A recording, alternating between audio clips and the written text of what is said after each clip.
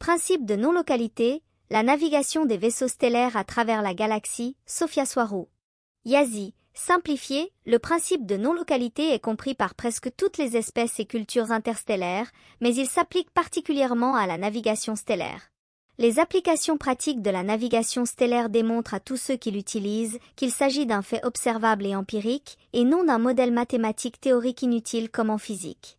L'application pratique du principe de non-localité s'applique principalement à la navigation stellaire dans la galaxie et ailleurs si possible, mais comporte un certain nombre d'implications philosophiques profondes qui élargissent nos concepts et notre compréhension de l'existence et de la conscience dans son ensemble et développent la spiritualité.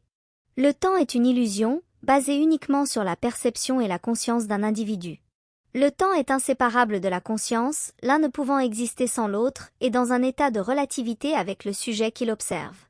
Le temps n'est pas quelque chose d'indépendant d'un observateur conscient, il est l'observateur conscient lui-même. Le principe énonce fondamentalement que, tout comme le temps est une illusion, la localité l'est également. En d'autres termes, l'idée d'ici et d'ailleurs est une autre idée basée sur la perception d'un observateur conscient. Il affirme que la distance n'est qu'une construction mentale, basée sur un point d'observation relatif, qui est lui-même basé sur les idées que l'observateur a dans sa conscience. Fondamentalement, le principe de non-localité affirmerait qu'il n'y a pas de temps ni d'espace, mais seulement des idées, étant donné que tout ce qui est, a toujours été et sera toujours, n'est que le produit de la manifestation de l'esprit et de la conscience de l'observateur, individuellement et collectivement. Il n'y a ni temps, ni espace, ni distance. En termes de physique humaine, cela serait comparable à une singularité. Il s'agit d'un point infiniment petit et contenant une masse infinie, bien que le terme petit signifie par rapport à quoi. Ainsi, même une singularité ne pourrait pas expliquer le principe de non-localité.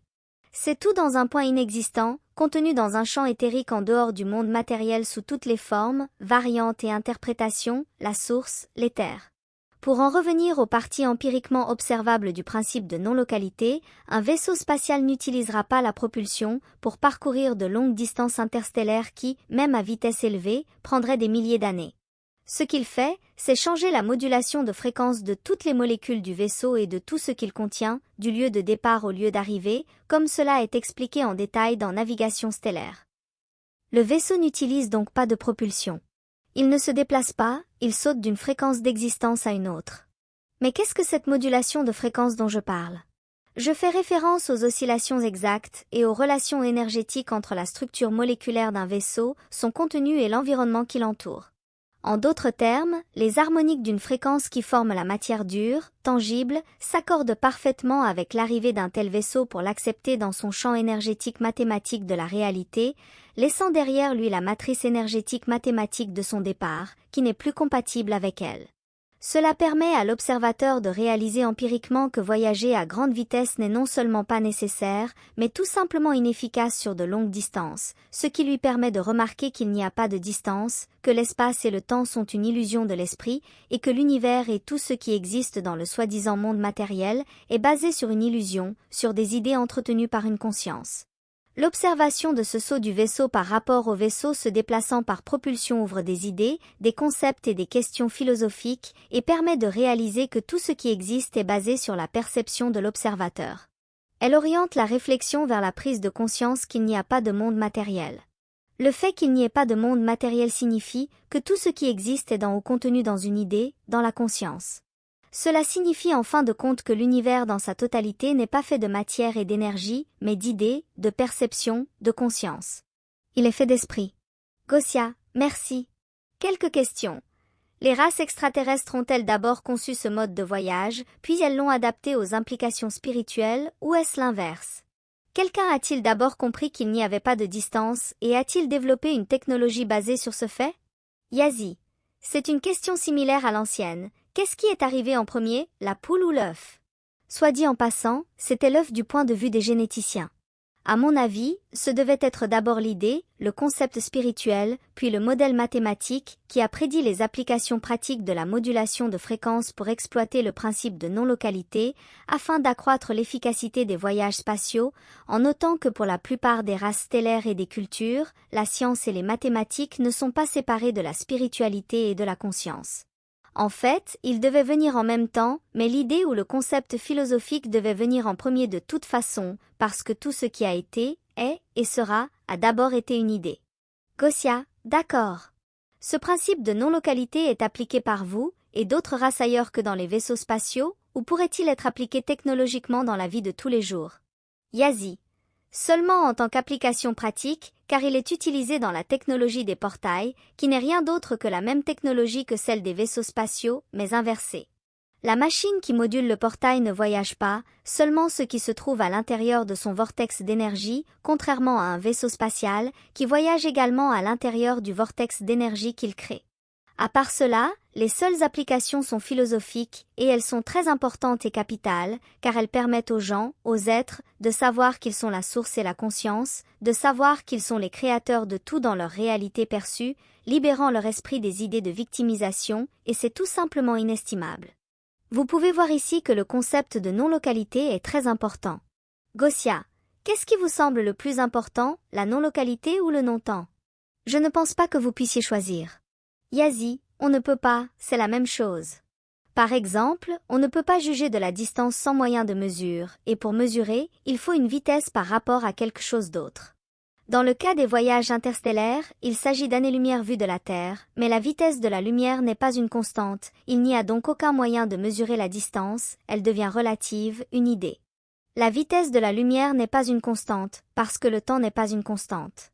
La vitesse de la lumière n'est pas constante, parce que la lumière se courbe et se fatigue lorsqu'elle voyage sur de longues distances, parce que l'espace n'est pas un vide, c'est de l'éther, un fluide, et donc sur de longues distances, il crée une résistance au mouvement de l'onde photonique qui constitue la lumière, étant donné que la lumière est à la fois une particule et une onde d'énergie, la mesure des distances à l'aide de la lumière est donc inexacte. Mais alors, n'avons-nous plus rien pour mesurer les longues distances? La radio, par exemple, est également déformée et d'un point de vue énergétique, est également de la lumière, mais à une longueur d'onde différente. Donc, si vous n'avez rien pour mesurer la distance, elle devient une idée maintenue dans un concept, maintenue dans un attachement, dans un esprit. Il n'y a pas de distance, il n'y a pas de temps, il n'y a pas de matière, il n'y a pas d'énergie, tout est dans l'esprit. Gosia, très bien, mais qu'est-ce que, c'est 440 années-lumière? Pourquoi 440? Les Pléiades sont à 440 années-lumière. Yazi. C'est une référence humaine de distance pour que vous et l'auditoire puissiez comprendre d'où nous venons. Ce sont des méthodes de mesure humaine. Les espèces et les cultures interstellaires utilisent des cartes de fréquence, pas des cartes de distance, ou alors elles ne les utilisent que pour de courtes distances, comme un système solaire ou un amas d'étoiles tout au plus.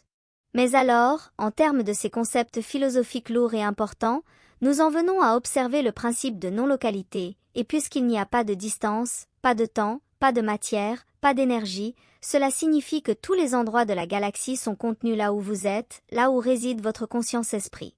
Toutes les planètes et tous les endroits qui s'y trouvent sont contenus dans le sens très précis et ultime du mot ici, et ce qui sépare un endroit d'un autre, quel qu'il soit, aussi loin que vous vouliez le penser, n'est contenu que dans une idée de votre esprit.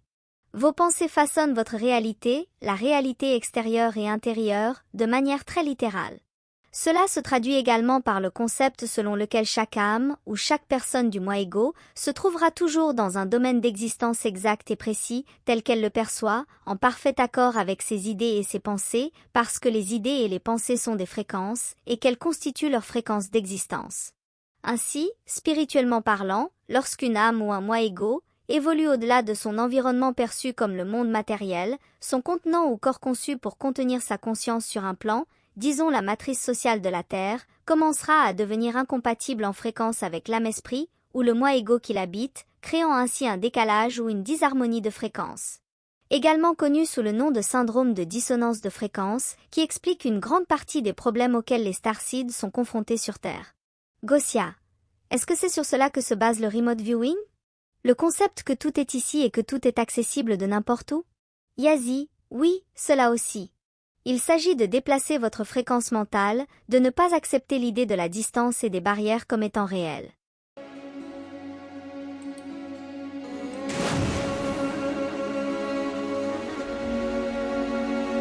Lo que hagamos hoy es lo que nos definirá mañana.